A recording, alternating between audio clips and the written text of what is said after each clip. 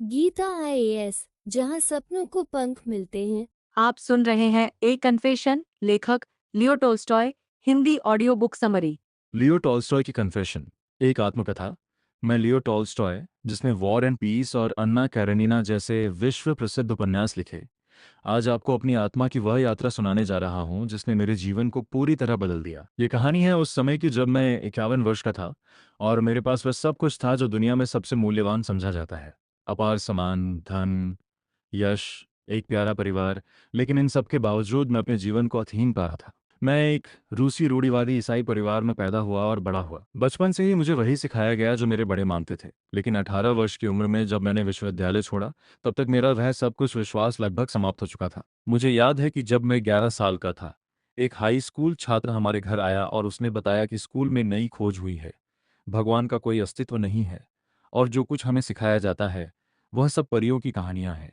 यह एक 8-3-8 की बात है। मेरे बड़े भाई इस बात से बहुत उत्साहित हुए और मुझे भी इसमें शामिल किया। हम सब ने इसे बहुत रोचक और पूरी तरह संभव पाया। धीरे धीरे मेरा विश्वास और कमजोर होता गया। मैंने देखा कि हमारे समाज में धार्मिक लोग अक्सर संकीर्ण सोच वाले, क्रूर और अनैतिक होते थे, जबकि जो लोग खुद को अविश्वासी कहते थे वे बुद्धिमान, ईमानदार और नैतिक होते थे। यह एक विचित्र विरोधाभास था। मैं 16 साल की उम्र से प्रार्थना करना छोड़ चुका था और चर्च जाना बंद कर दिया था। फिर भी मैं किसी न किसी चीज में विश्वास करता था, पूर्णता में, बेहतर बनने में।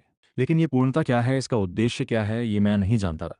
अपने युवा जीवन के उन 10 वर्षों को मैं आज भी भय और घृणा के साथ याद करता हूँ। मैं युद्ध में लोगों को मारता था, द्वंद्व युद्ध में उन्हें चुनौती देता था, जुआ खेलता था, किसानों की मेहनत का फल बर्बाद करता था, व्यभिचारी और धोखेबाज था। झूठ, चोरी, हर तरह की व्यभिचारिता, शराबीपन, हिंसा, हत्या, ऐसा कोई अपराध नहीं था जो मैंने न किया हो। फिर भी मेरे साथी मुझे एक अपेक्षाकृत नैतिक व्यक्ति मानते थे।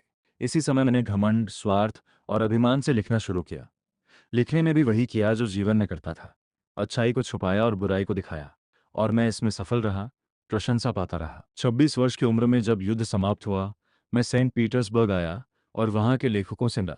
उन्होंने मुझे अपने समूह में शामिल किया और खूब चापलूसी की। उनका सिद्धांत था कि जीवन सामान्य विकास के अनुसार चलता है और हम विचारक उसमें प्रमुख भूमिका निभाते हैं। हम कलाकार और कवि लोगों को शिक्षित करते हैं। ये बहुत सुविधाजनक सिद्धांत था। हमें कुछ जानने की आवश्यकता नहीं, हम जाने में ही सिखाते हैं। मैं इस सिद्धांत को मानने लगा। मैं एक प्रसिद्ध कलाकार और कवि था, लिखता और सिखाता था बिना ये जाने कि मैं क्या सिखा रहा हूँ। इसके लिए मुझे पैसे मिलते थे, अच्छा खाना, आवास, महिलाएं, समाज, सब कुछ मिलता था। मैं प्रसिद्ध था। ये विश्वास बहुत लाभदायक और सुखद था। लेकिन धीरे धीरे मुझे इस विश्वास पर संदेह होने लगा। इन विचारकों में आपसी मतभेद थे। वे एक दूसरे पर आरोप लगाते, धोखा देते थे, और इनमें से अधिकतर लोग अनैतिक, नीच और निकम्मे थे। मैंने पाया कि यह विश्वास एक भ्रम है। फिर भी मैंने कलाकार और कवि होने का दर्जा नहीं छोड़ा। मैं नानी से सोचता रहा कि मैं सबको सिखा सकता हूँ बिना ये जाने कि मैं क्या सिखा रहा हूँ। इसी तरह 6 और साल बीत गए मेरी शादी तक। इस दौरान मैं विदेश गया। यूरोप में जीवन और वहाँ के प्रसिद्ध विद्वानों से मिलना जुलना मेरे विश्वास को और पुष्ट करता गया। यह विश्वास प्रगति शब्द में समाहित था। उस समय मुझे लगता था कि इस शब्द का कोई अर्थ है, लेकिन पेरिस में एक फांसी देखकर मेरा यह विश्वास हिल गया। जब मैंने देखा कि कैसे सिर धड़ से अलग किया गया और शरीर के टुकड़े बक्से में गिरे, तो मैंने महसूस किया कि अस्तित्व की तर्कसंगतता या प्रगति का कोई भी सिद्धांत ऐसे कृत्य को उचित नहीं ठहरा सकता। मैं समझ गया कि मुझे लोगों के कहने और करने के आधार पर नहीं, बल्कि अपने हृदय के आधार पर न्याय करना चाहिए। मेरे भाई की मृत्यु ने भी मुझे झकझोर दिया। एक अच्छा, बुद्धिमान, गंभीर व्यक्ति अभी जवान था कि बीमार पड़ गया। 1 साल से अधिक पीड़ा सही और दर्दनाक मौत मर गया, बिना यह समझे कि वह क्यों जिया और क्यों मर रहा है। कोई भी सिद्धांत इन सवालों का जवाब नहीं दे सका। शादी के बाद 15 साल और बीत गए। परिवार की खुशियों में डूबा मैं जीवन के अर्थ की खोज से विमुख हो गया। लेकिन 5 साल पहले मेरे साथ कुछ अजीब होने लगा। पहले पहल तो बस कभी कभी मन असमंजस में पड़ जाता, जिसे मैं नहीं जानता कि कैसे जीना है या क्या करना है।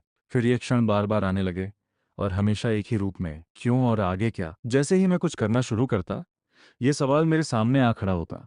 बहुत अच्छा, तुम्हारे पास समारा प्रांत में 6,000 देस्यातिन जमीन होगी, 300 घोड़े होंगे, तो आगे क्या। और मैं स्तब्ध रह जाता। बच्चों की शिक्षा के बारे में सोचता तो पूछता क्यों, या ये सोचता कि लोग कैसे समृद्ध हों, तो अचानक पूछता मुझे इससे क्या। मेरा जीवन रुक गया। मैं सांस ले सकता था, खा पी सकता था, सो सकता था, लेकिन जीवन मुझ में नहीं था। मेरी कोई इच्छा नहीं थी जिसकी पूर्ति मुझे उचित लगती। सच्चाई यह थी कि जीवन अर्थहीन है। ऐसा लगता था जैसे मैं एक चट्टान के किनारे आ गया हूँ और स्पष्ट देख रहा हूँ कि आगे विनाश के अलावा कुछ नहीं। और न रुकना था, न पीछे लौटना, न आंखें बंद करना। मैं जीवन से ऊब गया था। आत्महत्या का विचार मेरे मन में उतनी ही स्वाभाविकता से आता था जितनी पहले जीवन को बेहतर बनाने के विचार आते थे। मैं एक भाग्यशाली व्यक्ति अपने कमरे में रस्सी छिपा कर रखता था ताकि रात में अकेले कपड़े उतारते समय अलमारी के बीम से फांसी न लगा लूं, और शिकार पर बंदूक लेकर जाना छोड़ दिया ताकि जीवन से छुटकारा पाने के प्रलोभन में न पड़ूं। मैंने अपनी आध्यात्मिक स्थिति का वर्णन इस प्रकार किया: मेरा जीवन कोई मूर्खतापूर्ण और बुरा मजाक है जो कोई मेरे साथ कर रहा है। मैं ये सोचने से खुद को नहीं रोक पाता था कि कहीं कोई है जो मुझे देखकर हंस रहा है। कैसे मैं 30-40 साल जिया, पढ़ा लिखा, विकसित हुआ, और अब जब पूरी तरह परिपक्व होकर जीवन के उस शिखर पर पहुंच गया हूं जहां से जीवन अपने आप को प्रकट करता है, तो वहां एक मूर्ख की तरह खड़ा हूं, स्पष्ट देख रहा हूं कि जीवन में कुछ भी नहीं है, कभी था नहीं और कभी होगा नहीं। एक प्राचीन पूर्वी कथा है। एक यात्री जंगल में एक जंगली जानवर से बचने के लिए एक सूखे कुएं में कूद जाता है, लेकिन कुएं के तल पर एक अजगर अपना मुंह खोले उसे निगलने को तैयार है। दुर्भाग्यशाली यात्री न ऊपर जा सकता है जानवर के डर से, न नीचे कूद सकता है अजगर के डर से, तो वह कुएं की दरारों में उगी एक झाड़ी की शाखा पकड़ लेता है। उसकी बाहें कमजोर हो रही हैं, उसे लगता है कि जल्द ही वह मौत का शिकार होगा। फिर भी वह लटका रहता है और लटकते हुए ऊपर देखता है दो चूहे, एक काला और एक सफेद, उस शाखा को कुतर रहे हैं जिससे वह लटका है। जल्द ही शाखा टूट जाएगी और वह अजगर के मुंह में गिरेगा। यात्री ये सब देखता है और जानता है कि वह निश्चित रूप से मरेगा, लेकिन फिर भी लटके हुए वह चारों ओर देखता है। झाड़ी की पत्तियों पर शहद की कुछ बूंदें हैं और वह अपनी जीभ बढ़ाकर उन्हें चाट लेता है। इसी तरह मैं जीवन की शाखा से चिपका हूं, जानता हूं कि मौत का अजगर मेरा इंतजार कर रहा है, और समझ नहीं पाता कि यह पीड़ा मुझ पर क्यों आई है। जिस शहद ने मुझे सांत्वना दी थी वह अब मीठा नहीं रहा। मैंने जीवन के अर्थ की खोज में ज्ञान के सभी क्षेत्रों में भटकना शुरू किया। प्रयोगात्मक विज्ञान ने मुझे बताया तुम असीम अंतरिक्ष में, असीम समय में, असीम रूप से छोटे कणों का एक अस्थायी संग्रह हो। यह संग्रह कुछ समय तक रहेगा, फिर कणों की परस्पर क्रिया रुक जाएगी और तुम्हारा जीवन समाप्त हो जाएगा। इस जवाब ने मेरे जीवन को कोई अर्थ नहीं दिया, बल्कि सारा संभावित अर्थ नष्ट कर दिया। दर्शन शास्त्र ने मुझे सुकरात, शोपेनहावर, सोलोमन और बुद्ध के विचारों से परिचित कराया। सुकरात कहते हैं, बुद्धिमान व्यक्ति जीवन भर मृत्यु की खोज करता है और इसलिए मृत्यु उसे भयभीत नहीं करती। शोपेनहावर कहते हैं, जीवन वह नहीं है जो होना चाहिए, एक बुराई है और शून्य में प्रवेश ही एकमात्र ऐसा आशीर्वाद है जो जीवन दे सकता है। सोलोमन कहते हैं, संसार की हर चीज, मूर्खता और बुद्धिमत्ता, धन और गरीबी, सुख और दुख, सब व्यर्थ है। मनुष्य मर जाता है और कुछ नहीं बचता, ये बेतुका है। बुद्ध कहते हैं, यह जानते हुए कि दुख, बुढ़ापा और मृत्यु अपरिहार्य हैं, जीना संभव नहीं है, हमें जीवन से और जीवन की सभी संभावनाओं से मुक्त होना चाहिए। इन महान विचारकों ने मेरी निराशा को और बढ़ाया। उन्होंने पुष्टि की कि मैं सही सोच रहा था, जीवन अर्थहीन है। फिर भी लाखों लोग जी रहे थे। कैसे? मैंने अपने आसपास के लोगों को देखा और पाया कि मेरे वर्ग के लोग इस भयानक स्थिति से बचने के 4 तरीके अपनाते थे। पहला तरीका था अज्ञान, ये न समझना कि जीवन बुरा और अर्थहीन है। ज्यादातर महिलाएं, बहुत युवा या बहुत मूर्ख लोग इस श्रेणी में आते थे। वे न तो अजगर देखते थे न चूहे, बस शहद चाटते रहते थे। मैं उनसे कुछ नहीं सीख सकता था। दूसरा तरीका था एपिक्यूरियनवाद, जीवन की निराशा को पूरी तरह जानते हुए भी वर्तमान के सुखों का आनंद लेना। अजगर और चूहों की ओर देखे बिना जहां सबसे ज्यादा शहद हो वहां चाटना। हमारे वर्ग के अधिकतर लोग इसी तरीके से जीते थे। तीसरा तरीका था शक्ति और ऊर्जा। एक बार ये समझने के बाद कि जीवन बुरा और अर्थहीन है, उसे समाप्त कर देना। असाधारण रूप से मजबूत और तार्किक लोग ऐसा करते थे। फांसी, पानी, चाकू, ट्रेन, किसी भी तरह जीवन समाप्त कर देना। चौथा तरीका था कमजोरी, ये जानते हुए भी कि मृत्यु जीवन से बेहतर है, लेकिन उसे समाप्त करने की शक्ति ना होना, बस किसी घटना का इंतजार करते रहना। मैं खुद इसी श्रेणी में था, लेकिन फिर मैंने देखा लाखों साधारण लोग जो न तो पढ़े लिखे थे न धनी, वे जी रहे थे और उनके जीवन में एक अर्थ था। वे कठोर परिश्रम करते थे, दुख सहते थे और फिर भी अमीरों से कम असंतुष्ट थे। वे बीमारी और क्लेश को बिना प्रश्न किए, बिना विरोध किए सहते थे, इस दृढ़ विश्वास के साथ कि यही होना चाहिए और यह अच्छा है। और उनकी मृत्यु शांत, बिना भय और निराशा के, जबकि हमारे वर्ग में यह दुर्लभ था। मैंने महसूस किया कि मैं भटक गया हूँ। मेरी भटकन गलत सोच से नहीं, बल्कि बुरे जीवन से हुई थी। मैंने अपना जीवन वासनाओं की संतुष्टि में बर्बाद किया था। जब मैंने पूछा मेरा जीवन क्या है और जवाब दिया एक बुराई, तो मैं पूरी तरह सही था। गलती ये थी कि मैंने वह जवाब जो केवल मुझ पर लागू होता था, पूरे जीवन पर लागू कर दिया। मैं समझ गया कि जीवन का अर्थ समझने के लिए पहले यह आवश्यक है कि जीवन बुरा और अर्थहीन न हो। धीरे धीरे मैं साधारण लोगों के करीब आया। उनका विश्वास था हर मनुष्य भगवान की इच्छा से इस दुनिया में आया है। मनुष्य का काम है अपनी आत्मा को बचाना, इसके लिए हमें भगवान के मार्ग पर चलना होगा। जीवन के भोग विलास छोड़ने होंगे, परिश्रम करना होगा, दुख सहना होगा, दयालु और विनम्र बनना होगा। यह अर्थ मुझे स्पष्ट और प्रिय लगा, लेकिन इस विश्वास के साथ बहुत कुछ ऐसा भी जुड़ा था जो मुझे अटपटा लगता था। संस्कार, चर्च की सेवाएं, उपवास, चिन्हों और अवशेषों के आगे झुकना। फिर भी मैंने सब कुछ स्वीकार किया, सेवाओं में भाग लिया, सुबह शाम प्रार्थना की, उपवास रखे। पहली बार मेरे तर्क के विपरीत कुछ भी नहीं था। 3 साल तक मैं इसी तरह जिया। फिर एक दिन जंगल में अकेला था, वसंत ऋतु थी, पक्षियों की आवाजें सुन रहा था, और अचानक मुझे एहसास हुआ, भगवान की अवधारणा भगवान नहीं है, अवधारणा मेरे भीतर है। मैं उसे खोज रहा हूँ जिसके बिना जीवन नहीं हो सकता। और फिर एक आवाज मेरे भीतर गूंजी, वह है वह जिसके बिना जीवन नहीं हो सकता। भगवान को जानना और जीना एक ही बात है, भगवान ही जीवन है।